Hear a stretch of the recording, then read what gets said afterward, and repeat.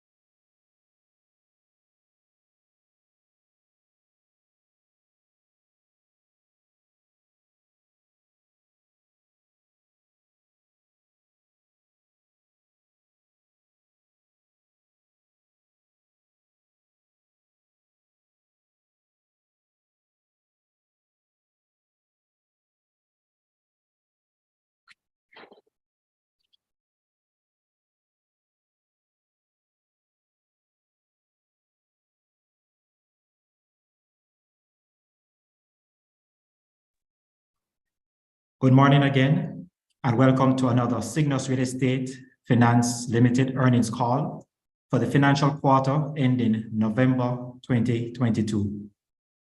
The structure of the call will be that we'll answer all questions at the end of the presentation.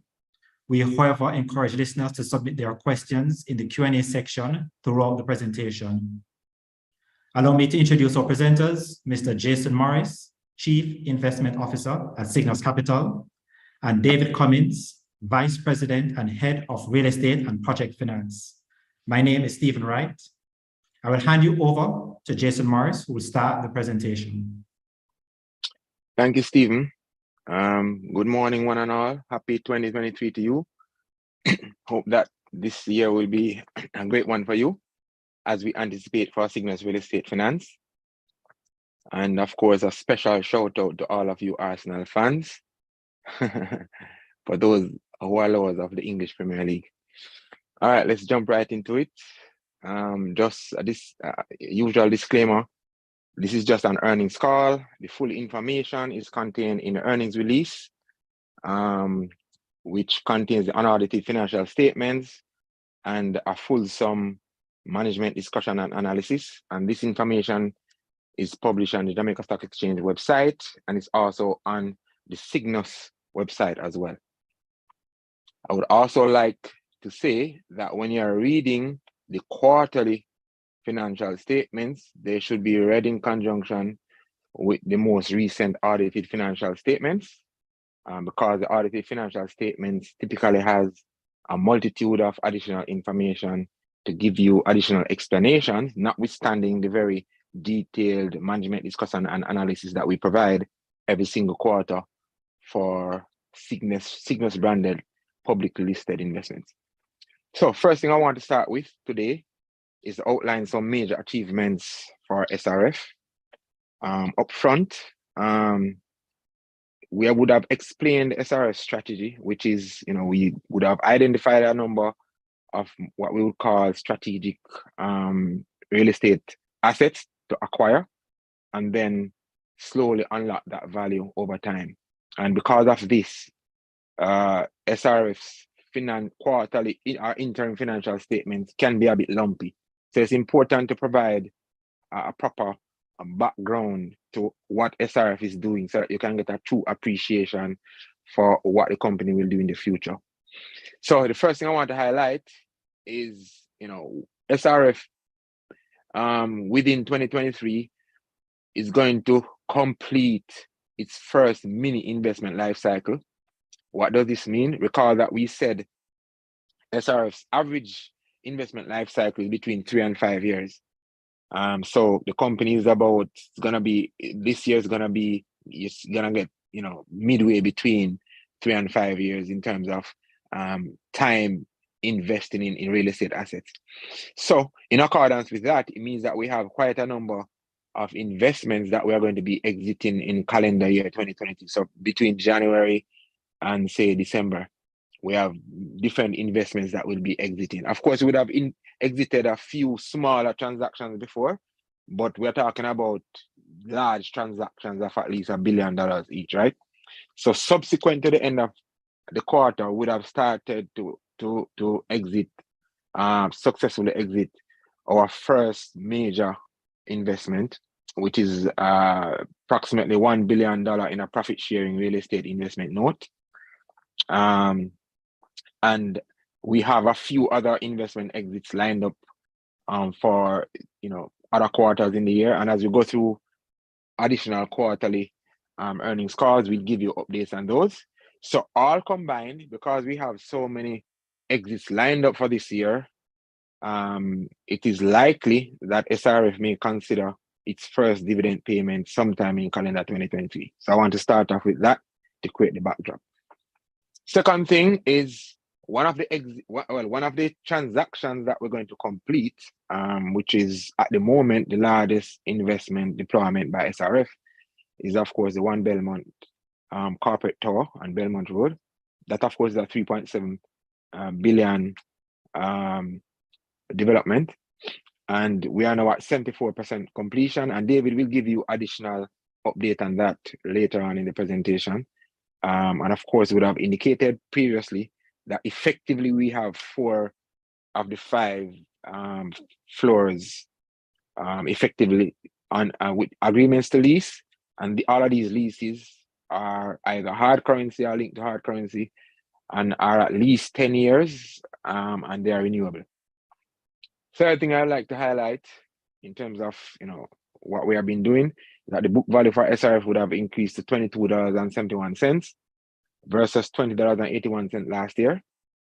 And that, of course, is a substantial premium to the current market price, to the IPO price, to the general public, which was $19.30, and of course to the the IPO reserve pool prices of $18.30 and $17.90 respectively. So in other words, currently SRF's book value $22.71, and of course this book value does not include the future unlocking of value in additional assets that we have on the balance sheet, and assets that perhaps we acquired after the end of the quarter, or assets that we will acquire in the future. So all of this is basically brought to shareholders. Fourth thing I would like to do, because sometimes it's not very clear what SRF is doing, I want to just remind us that SRF has had 3 audited financial statements, right? And the average return on equity over that 3-year period, which would have ended August, is 30.6%. And I bring this up simply because the interim, based on the accounting standards and how you account for real estate investment assets, you don't mark it to market every quarter. So sometimes people can get distracted by what happens with a quarterly report. The audited year-end results is where it's at. So I just want to highlight the fact that the average is 30.6%, and financial year August, it was 11.3. The year before that, it was 49.2. And in the first full financial year, which was a 13-month period, it was 31.3. So I want to just highlight that so that people can remain focused on the important figures to watch. And then finally, we would have closed a strategic acquisition of 58 Lady Musgrave Road. At the last earnings call, I would have said that we would have made a deposit on an asset on Lady Musgrave Road, which was in close proximity to another asset that we already own on Lady Musgrave Road. So now I can reveal that that asset would be 58 Lady Musgrave Road, where the transaction would have closed. And we already own 56 Lady Musgrave Road. So 56 and 58 are adjacent to each other. Obviously, what that does, it gives us about 1.2 acres worth of land in a prime location. And the work to unlock value for this asset has already begun. I don't want to say any more than that at the moment. We'll provide additional update as we go through. So that's the big picture in terms of major achievements and what we are doing. We continue to unlock value for shareholders, which can be seen. Now to the actual quarterly financial performance. As I said before, we have lumpy interim financial statements, which are normally normalized at year end. So if you look at total investment income, that would have increased to 21.3 million versus a loss of 4.4 million last year. Net investment income would be a loss of 82.4 million versus 87.4 million last year. And then net profit, a loss of 172.5 million versus a loss of 99.9 million last year. The important stat, of course, that book value would have increased to $22.71 versus 20.81. Now, it's important to note that these interim financial statements, as you see on the following slide, exclude some major things that SRF is doing. So, for example, One Belmont, which is a $3.7 billion transaction, investment for SRF. This is a joint venture, right? And basically, the underlying asset in the JV only gets valued once per year at financial year end. So you would have, if you have been on these calls before, you would have seen all 3 quarters last year would have reported small losses, and then at the financial year end, boom, you see the net profit. Similar thing can be expected this year. We do an exception, and that is that the One Belmont development is scheduled to actually be completed before the end of the financial year. And so what this means is that upon completion, when the full valuation, when the revaluation exercise takes place, this may materially impact the interim financial statements in whichever quarter that transaction actually is completed. In addition, remember I told you that 4 of the 5 floors effectively have agreements to lease for 10 years in hard currency, or equivalent to hard currency, or pegged to hard currency, which are renewable. So if you think about concluding the construction, right, and then those lease payments start to chip in, what is likely to occur is that the external equity participation, for want of a better word, by institutional investors such as pension funds, etc., may not occur for a little while. And what that would mean is that from the period when those lease payments start to chip in, that may also impact SRS financial statements, starting from whichever month that occurs. So I also want to put that in your frame so that you can understand what SRF is doing and not be distracted so much by the interim quarter results, as you see on the next page. And of course, at the financial year end each year, the real estate assets that are on the balance sheet get revalued. So that may also materially impact year-end financial results, similar to what happened in August 2022. So now to the performance, just to highlight what I was saying, you can see here, I'm not going to go through the entire income statement because you have that information already. I just want to highlight to you that if you look at gain on investment property, you see that for the 3 months last year, 3 months this year, it says nil, but at the end of the year, it's a big figure. That speaks to what I was saying about lumpy financial statements, because we don't mark to market real estate assets every quarter. It pretty much is once a year at the year end, right? Next thing is that share of gain or loss on joint ventures. Again, you look at the 3 months last year, it was actually a loss of $2 million, right? This 3 months is 146,000. So it's an improvement, but hey, it's neither here nor there. The big thing is that at the end of the financial year, you would see that because there was a valuation of the One Belmont development, which would have gotten to a substantial percentage completion, you would see that value being reflected. So what I'm saying is that for the JV, where One Belmont comes under the line of share of gain or loss on joint ventures, when the project is completed, there's likely to be another revaluation at that time before year end. And so this may materially affect the financial statements from that time. And of course, the lease income that maybe start to accrue from whichever period that starts may also affect the financial statement. Other than that, if you look at fair value gain or loss or net foreign exchange gain or loss, those are basically unrealized movements based on market interest rates or market exchange rates. So those will fluctuate up and down. So not gonna spend too much time on that. Next slide. Efficiency and management expense ratio. This is something that all investors, shareholders should watch, because we have a target where we want to be very conservative in how we manage the company. So we have set a target which we have published, which is 3.5%. In other words, the total operating expenses should not exceed 3.5% of the assets under management on an annual basis. And this is really measured at the end of each financial year, but we track it during the interim financial quarters, right?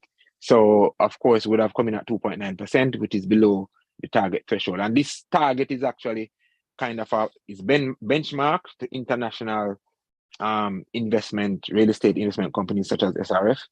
And so we strive every single time to ensure that we come in below that target, which tells you that we're not wasting money and stuff we should be spending on. The efficiency ratio, which is computed as the total operating expenses to total investment income. Again, that is really assessed at the end of the financial year, but we track it also during the quarter. But based on how small the total investment income is, because we don't have the full benefit of the One Belmont development or other transactions that we have on the balance sheet at the moment, which will actually unfold during the quarter. We didn't really compute that figure for this quarter. All right, so now on to the summary of portfolio activity.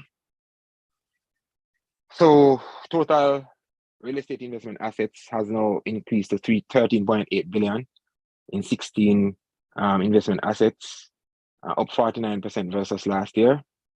That is comprised of property investments, primarily driven by investment property of 9.97 billion, relative to 7.25 billion last year. Real estate investment notes, 2.63 billion versus 1.5 billion last year.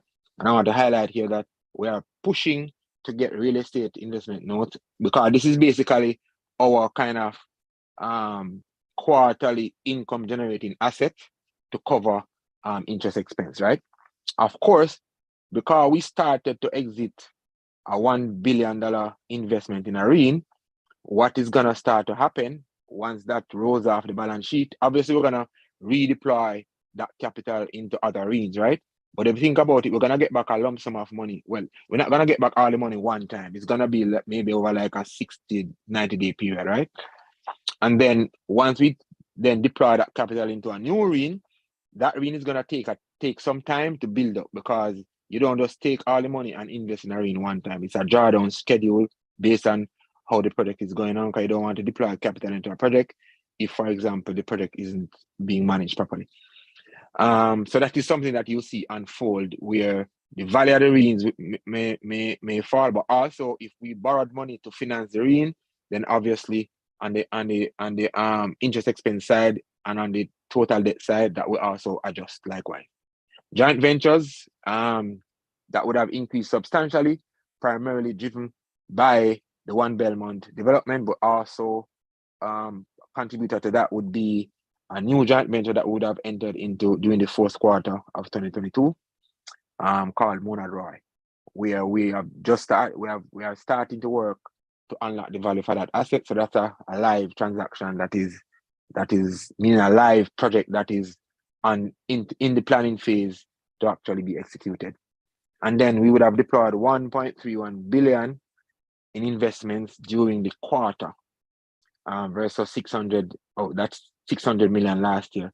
And this is primarily driven by continued value enhancement work on Miami Bay, and of course all the capital that we are pouring into the One Belmont development to get it completed by April/May of this year, so that we can start the discussions to exit or have equity participation into that.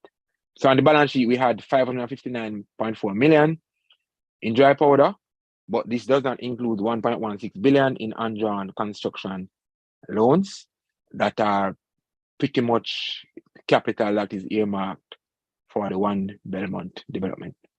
And then the investment allocation, it pretty much remains similar to what you would have seen last quarter. Of course, majority of our assets are held in investment property. So we have 35.4% in hospitality property, which is effectively the 14 acres of Miami Bay asset. We also have a large exposure to investment property in the industrial space.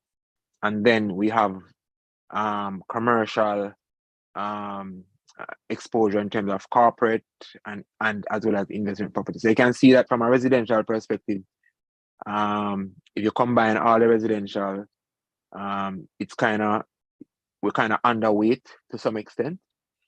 So that was done by design, and we do residential very carefully in terms of high value residential investments. So we have a very diversified exposure in terms of real estate categories and exposure to the areas that we think can withstand any kind of economic environment.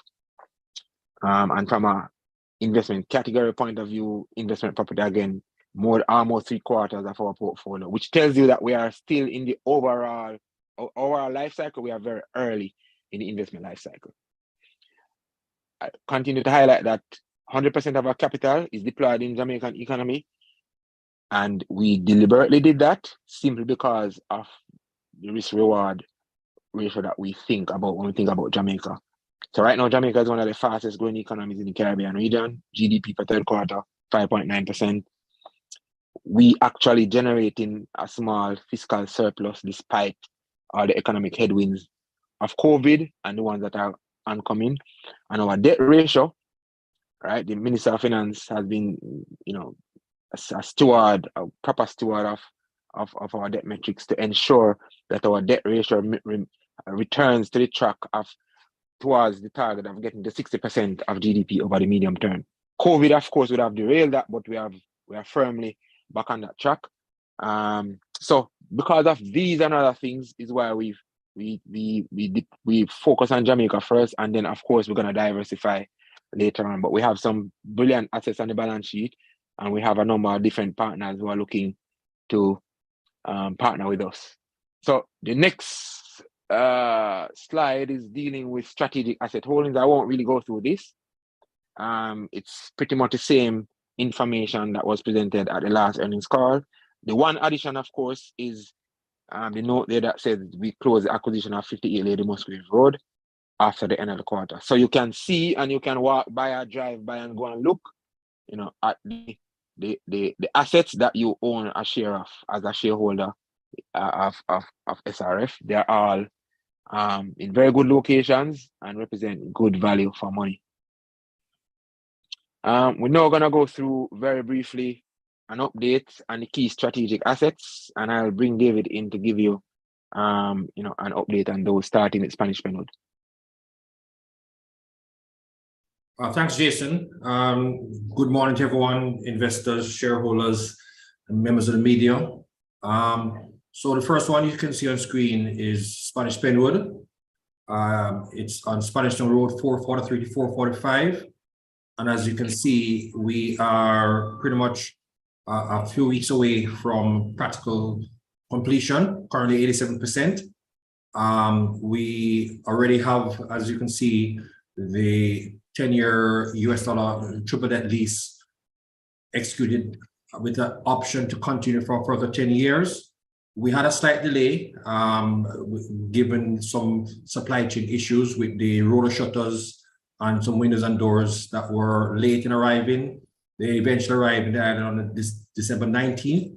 So we worked through the Christmas and working through weekends to get this project completed. And so we're confident that we will be at the stage of practical completion on this project here in a few weeks' time. The next one. One Belmont that you heard Jason speak about. It is a Class A office building of just under 80,000 square feet. And we are at currently 74% completion, on track for practical completion the end of April, beginning of May 2023. And it's quite an imposing building from any angle you approach it, Oxford Road, Belmont Road, or even on Camp Road. It's very visible, and clearly it's going to be a striking addition to the Kingston skyline. The next one, please. Miami Bay, again, as indicated, you see the current value on the balance sheet. We're continuing working with our international consortium to see the optimal way that we'll create the value for this particular property. And in due course, we will come back to you to let you know what the final decision is with respect to this particular investment.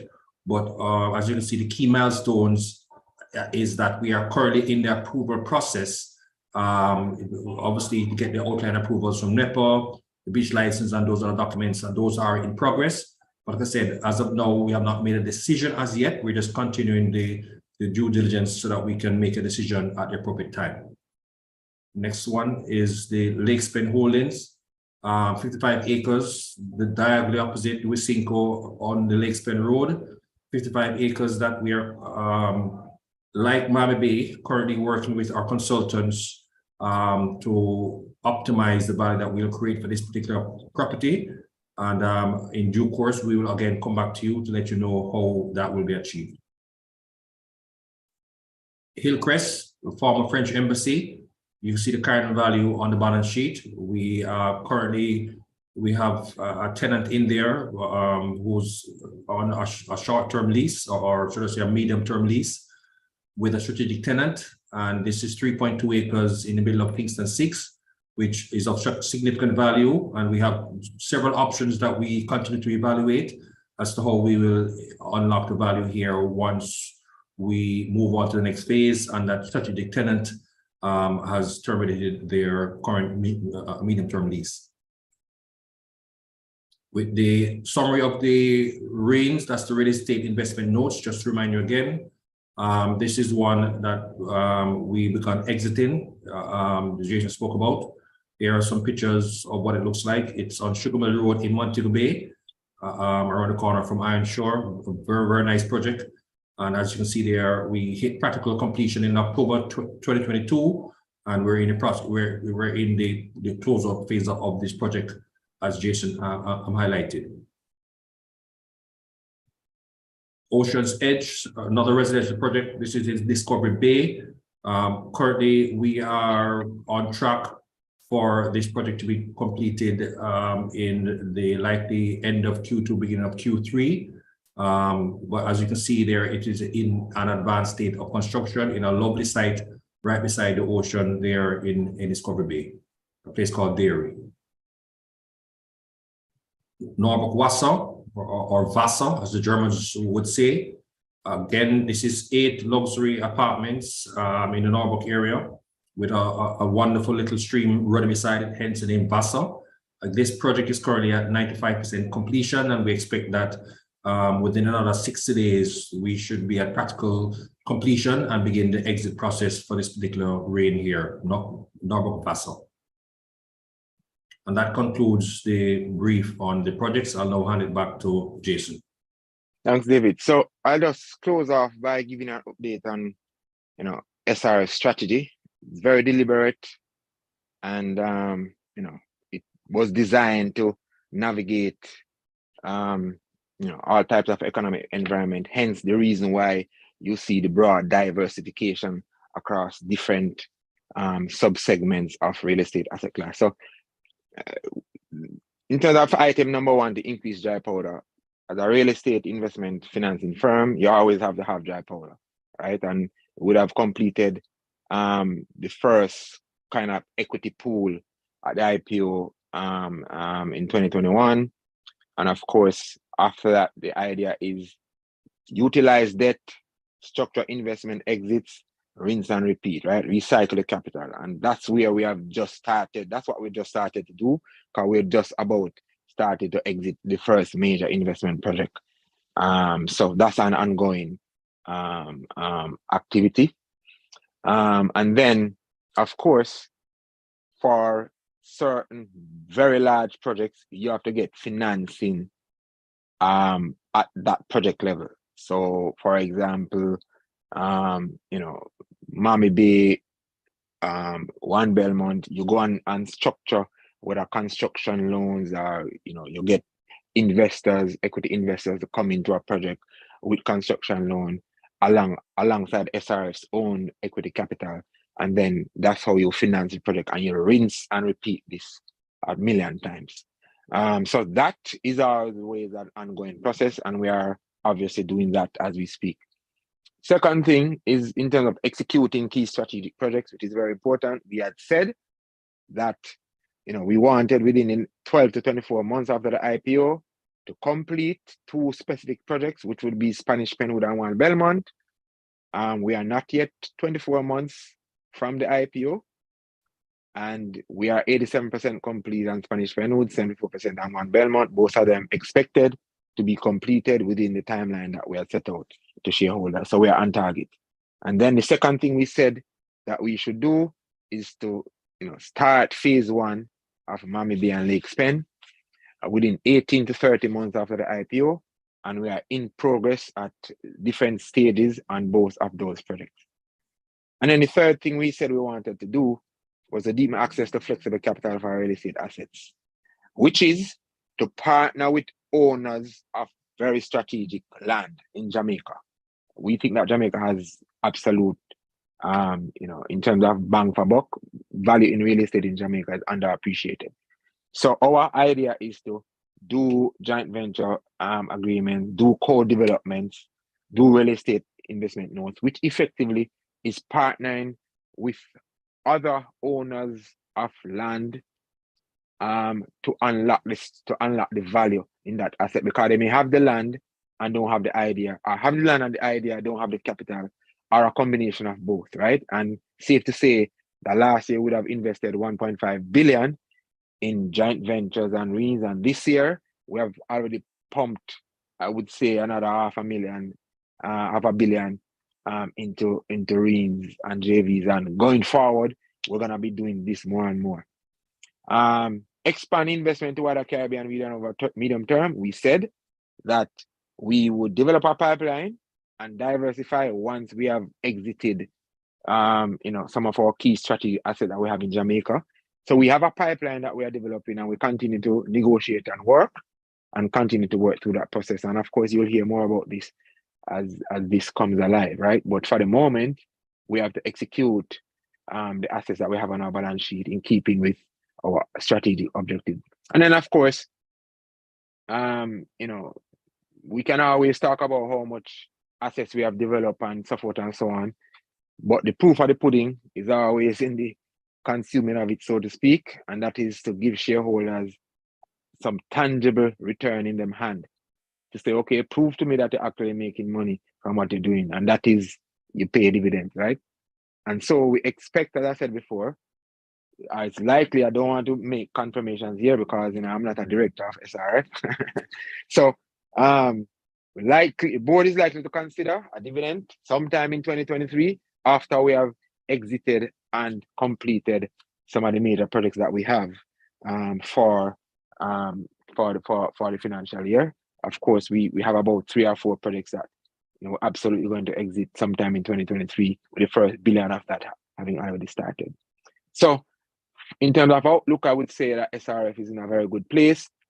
It's executing its strategy. It has very attractive assets.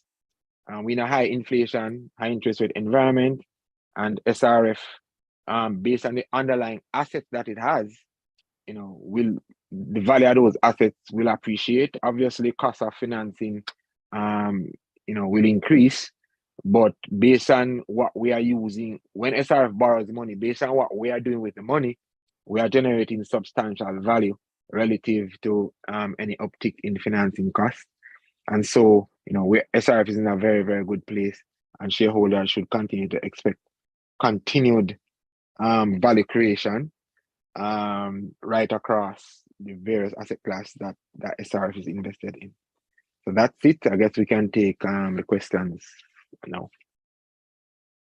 Okay, we'd like to thank Jason Morris and David Cummings for that very detailed presentation. I think if anyone did not understand SRF before, they would definitely have a greater appreciation of SRF after viewing that presentation. So we'd like to move on to our questions.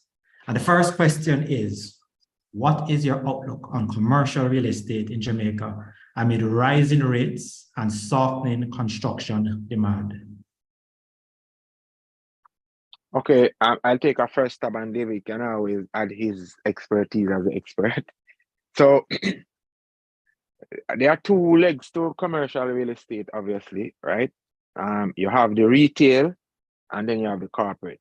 So as rates rise, obviously, you know, the retail side could have a few challenges, but it depends on which area you're speaking about. Because if you have undersupply of real estate, then obviously that will maintain the buoyancy. But by and large, when you have challenging economic environments, the first area to go is going to be the retail, because that's where you have like your hairdressing parlor, your clothes store, your doctor's office. If those persons start to see reduced demand for their products and services, then obviously you have reduced in demand for office space, right? Retail. But you have corporate office space, which is a different matter altogether. And what SRF has strategically done is acquire land and, in the terms of One Belmont, build out new corporate space to meet massive, overwhelming demand. If you look in Kingston, you can't tell me which large corporate office space has been built, say, the last 2 decades, right? There's none. So if you are looking for top tier corporate office space, you don't have any to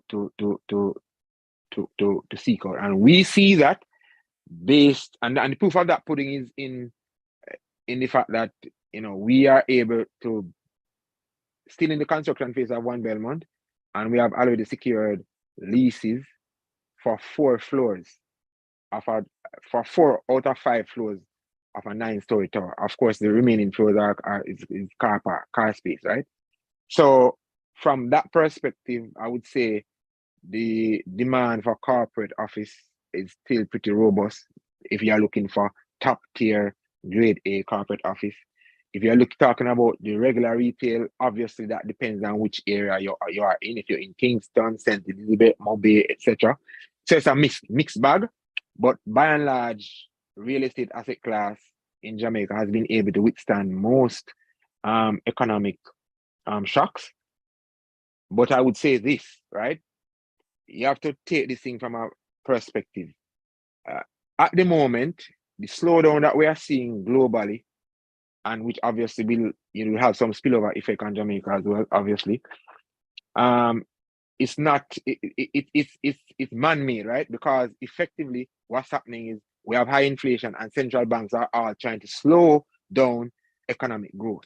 So this isn't a massive crisis because, for example, there's a credit crisis or there is underlying general economic need. It's central banks trying to slow the rate of growth in order to contain inflation. So that's a different type of economic environment to be in. And if you look at the Jamaican economy and what Jamaica has been able to do in terms of Jamaica being able to tap the IMF to get almost $1 billion in 25-year money at below 5% interest rate with 10-year moratorium.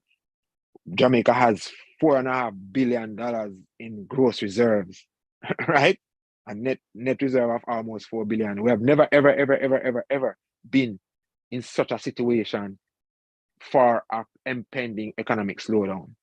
And the question is, the jury is still out as to whether you have full-blown recession or a shallow recession, because the central banks were hiking rates to contain inflation. So from that perspective, roundabout answer, I think that commercial real estate is in a good space. The place where SRF is playing in terms of corporate tier 1, we don't have any issues with that, as seen by the type of tenants who are looking for corporate office space. Thanks, Jason, for that very comprehensive answer of the question. Our second question, you have 56 and 58 LMR, that's Lady Musgrave Road. These two spaces are perfect for a new housing development in the Golden Triangle. The report stated that the value creation process has begun. But what is this process? Obviously, good question and good observation. So the process is simply you go through your planning phase, you do your homework, then we evaluate different projects to put on the asset, which one can give us the biggest bang for the buck in terms of return on equity, and which one will have the least challenge to exit, because we're not gonna do anything unless we figure out how we're gonna exit it. So we don't just build something and then say, well, people will buy it, right? And if people will buy it, but they will buy it at a substantially lower price than what we think we need to make as a return on the investment, then we're not gonna do it. So that entire process, which is led by David and his team of consultants and engineers and professionals, etc., when they go through the ideation stage, then they go to the pre-planning stage and go and get pre-approvals, and then they do their assessments, and then we build out the models, and then we go and speak to we go and look at the market and say what kind of demand is there to decide, hey, do we do residential, do you do commercial, what do you do, right? So that stage, I would say that we are far down the wicket with the planning of that in terms of the modeling, what we want to do there, etc. And yeah, so you learn more about this in short order, and I would say that the only thing I would say is that yeah, let me leave it at that. So that's the process, and we have advanced that process. Okay, thank you, Jason, for that answer. Our next question is, any major timelines for Monad Roy and 26 Seaview Avenue? A good observation again.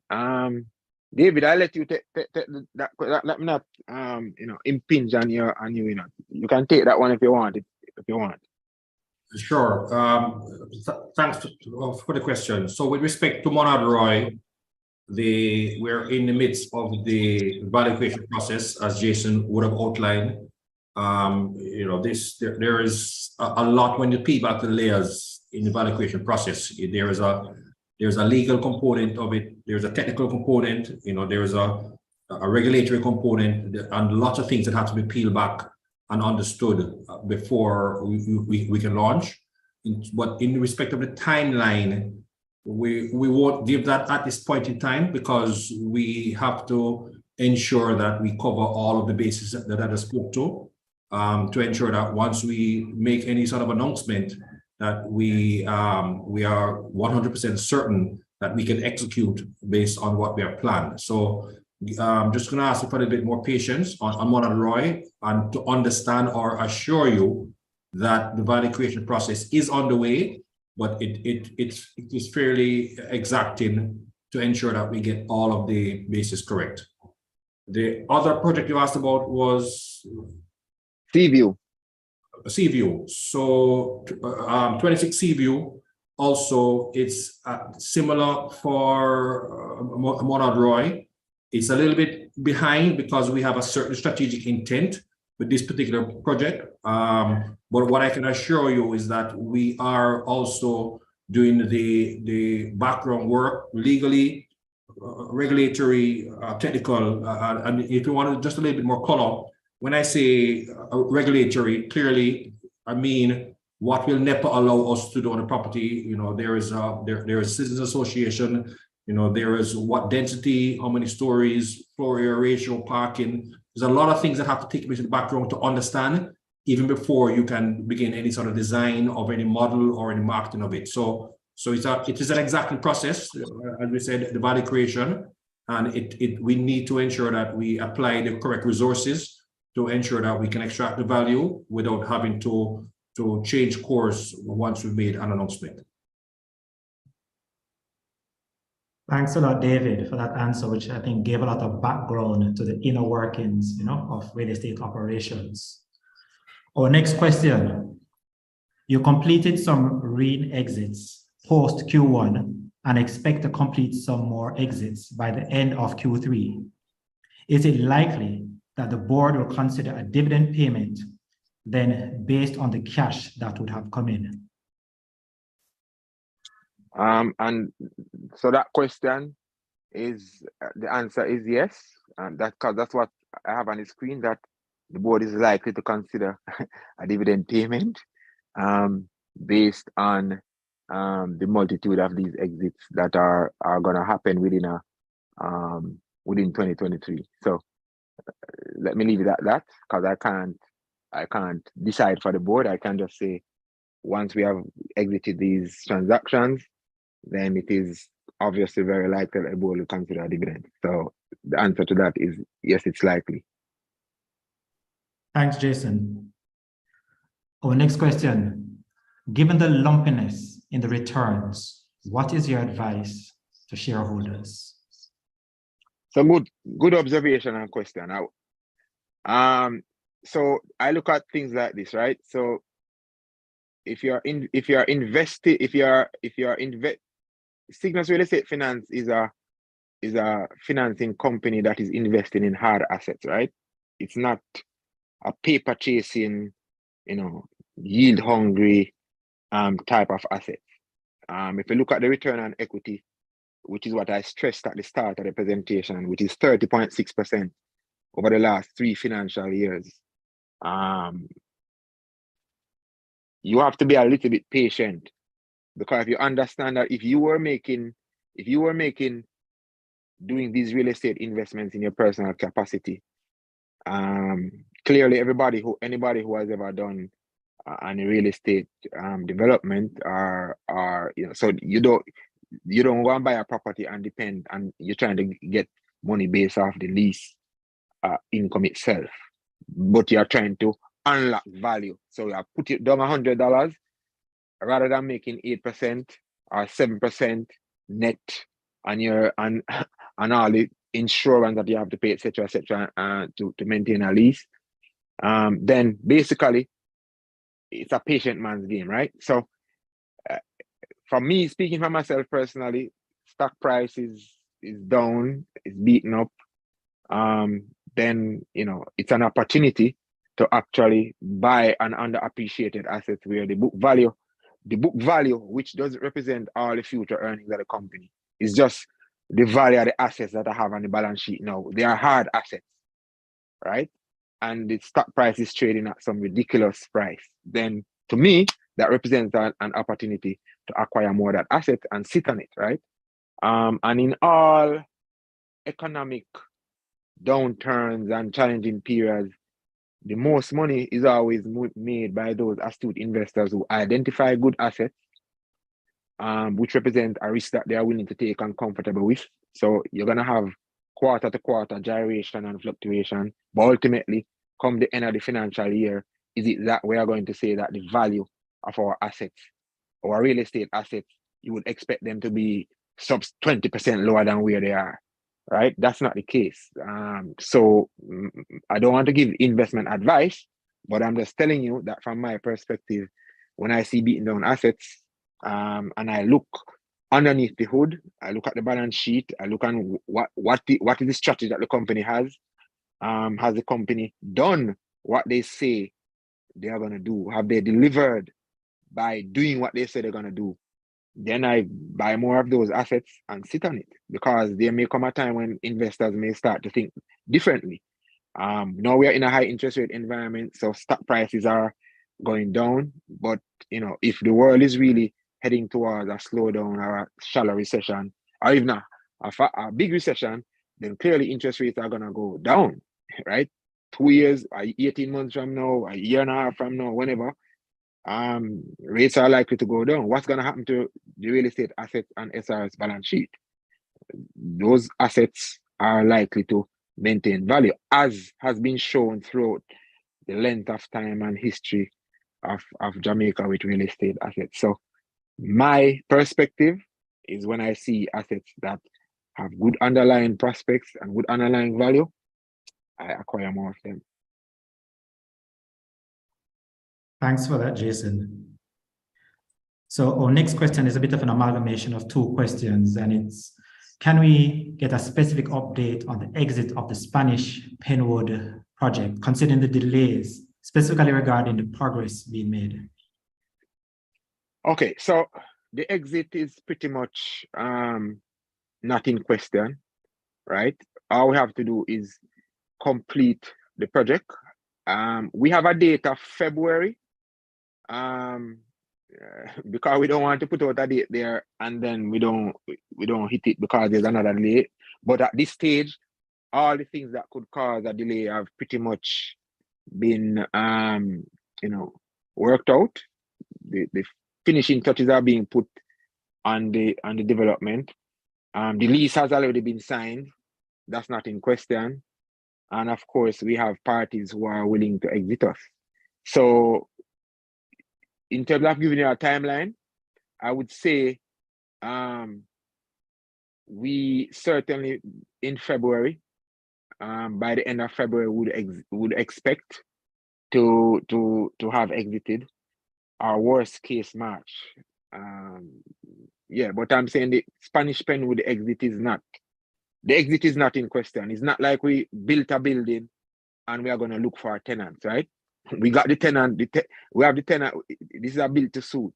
So we have had the tenant from pretty much the day before we lay the first block. So that's how I'll answer that question. Thanks for that again, Jason. Our next question is regards to investment in other locations in the wider Caribbean, and someone is asking about Guyana, for example, where a number of other persons seem to be looking at investment opportunities. Mm-hmm.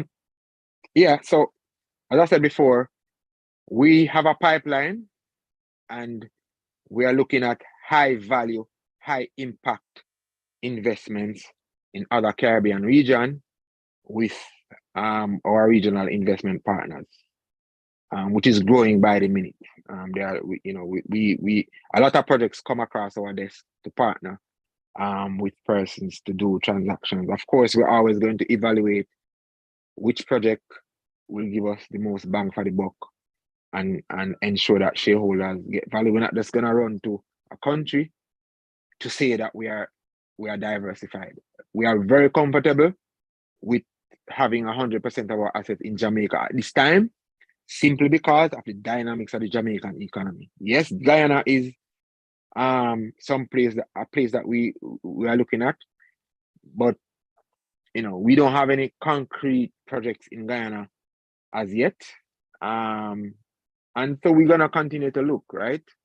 But based on the type of projects that we are trying to develop, first of all, we want to do so in an era where land value, if you think about what we do, how we unlock value, where land value is pretty reasonable. And then on top of that, there's demand for what we are building. We're not interested in a gold rush, for example, where everybody's doing something and we're gonna run and follow them. Our strategy is very deliberate and very clear. We identify high value real estate, and we are looking at high value real estate in a number of other Caribbean regions.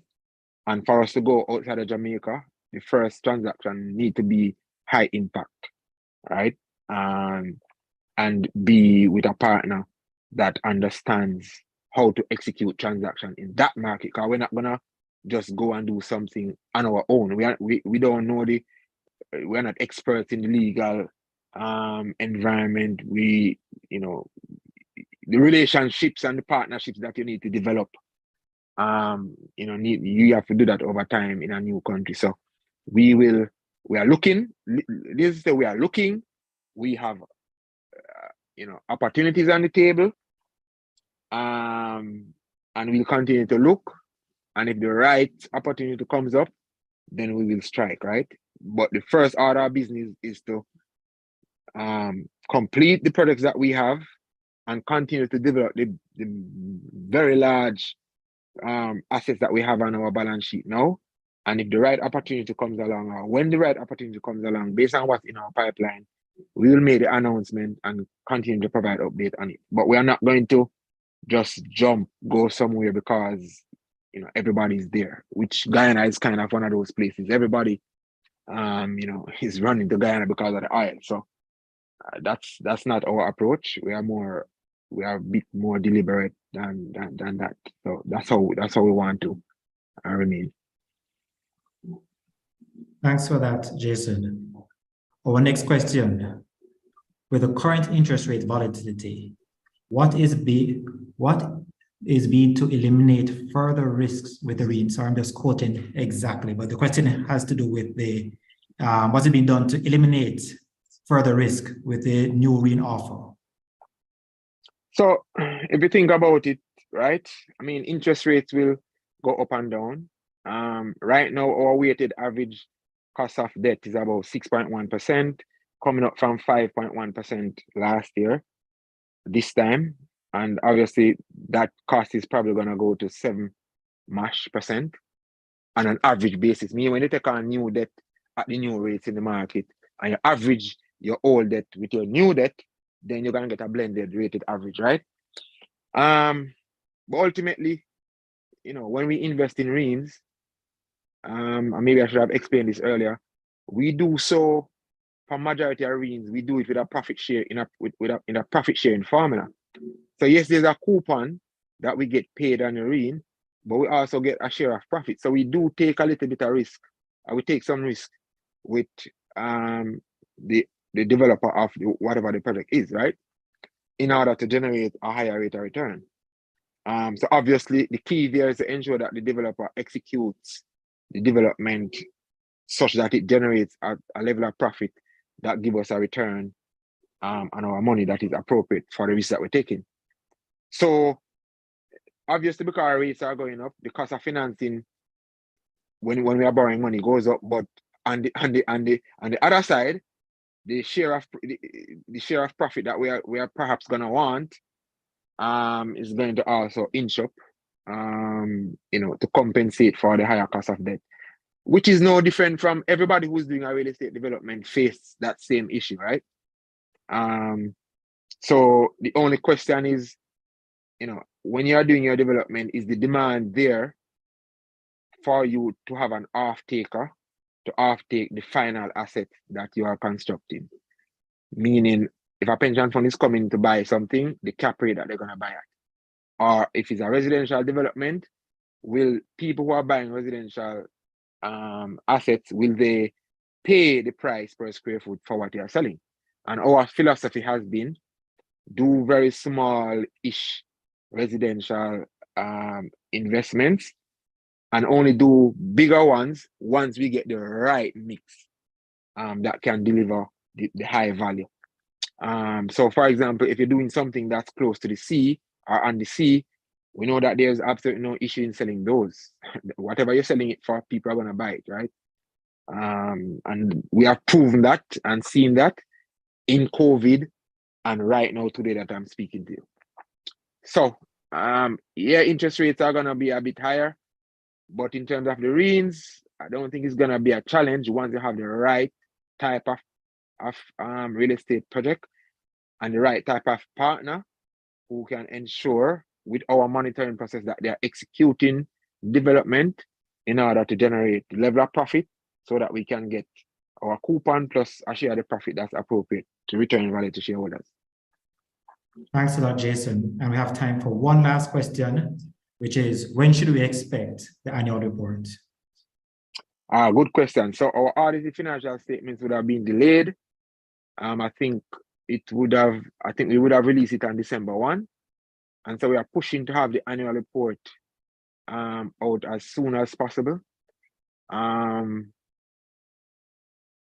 So I suspect that within the next 30 to say 45 days, the annual report should be out. So we are working on it as we speak. Okay, great. Thank you very much, Jason. And I think that brings us to the end of the Q&A section. We'd like to thank Jason Morrison and David Cummings. And we'd like to thank, more importantly, our listeners for participating and those who submitted questions. We look forward to continue to unlock value for SRF shareholders. I would like to advise that the earnings call will be available on our YouTube channel, and the deck will be available on our website along with our management discussion and analysis. We look forward to seeing you on the next earnings call. Thank you very much and have a good day.